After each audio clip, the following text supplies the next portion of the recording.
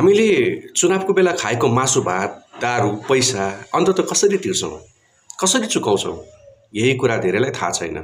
यहाँ ठोस र वास्तविक उदाहरण सहित बुझाउँछु। 1 नम्बर, भ्रष्टाचार बढेर हामीले तिर्छौँ। नेताहरूले चुनावमा लाख करोड खर्च गर्छन्, त्यो पैसा पछि सरकारी बजेटबाट चोरिन्छ वा ठेक्का कमिसन लिएर उठाउँछन्। उदाहरणको लागि चुनावमा 20 लाख खर्च गरेको नेताले सत्तामा गएपछि 2 करोडको सडक ठेक्का आफ्नो मान्छेलाई दिन्छ। त्यो सडक वर्ष दिनमै भत्किन्छ, फेरि नयाँ बजेट पास हुन्छ। अन्ततः त्यो सबै पैसा हाम्रै हो जुन हामीले कर मार्फत तिरेका हुन्छौँ। 2 नम्बर, विकास नहुँदा हामीले 5 वर्ष दुःख सहन्छौँ। मासुभात खुवाउने नेताहरू विकासका काम गर्दैनन्।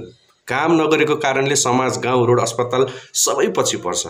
उदाहरणको लागि चुनावमा भोज खुवाउने नेताले 5 वर्ष गाउँमा पानी ल्याएन। महिलाहरू अझै 2 घण्टा टाढाको नदीबाट पानी ल्याउँछन्।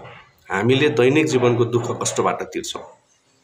3 नम्बर, कर महँगो, सामान महँगो, हामी नै मारमा। सरकारी भ्रष्टाचार बढेपछि देशको खर्च बढ्छ। त्यो खर्च चलाउन सरकार कर बढाउँछ।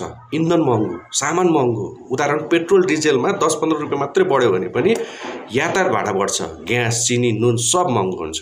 हामीले रोजगारीको पैसा नै खर्च गरेर तिर्छौँ। 4 नम्बर, सरकारी सेवा कमजोर, उपचार महँगो। नेताको खर्च उठाउन अस्पताल, विद्यालय, कार्यालयका बजेट हराउँछन्। सबै कमजोर हुन्छन्। प्राइभेटमा पैसा तिर्न बाध्य हुन्छौँ। उदाहरणको लागि सरकारी अस्पतालमा डाक्टर छैन, औषधि छैन, निजी अस्पतालमा 20-30 हजार तिर्नुपर्छ। त्यही मासु भातको ऋण अन्ततः अस्पतालमै लगेर तिर्नुपर्छ। 5 नम्बर, बेरोजगारी बढ्छ, विदेश जान खर्च तिर्छौँ। खराब नेताका कारण उद्योग, कृषि, रोजगारी छैन।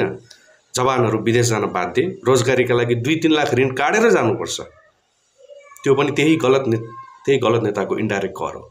छोटकरीमा भनौँ भने निर्वाचनको 1 थाल मासु भात बराबर 5 वर्ष भ्रष्टाचार, महँगी, खराब सेवा, बेरोजगारी हामीले प्रत्येक दिन गरेर 5 वर्षसम्म तिरिरहन्छौँ।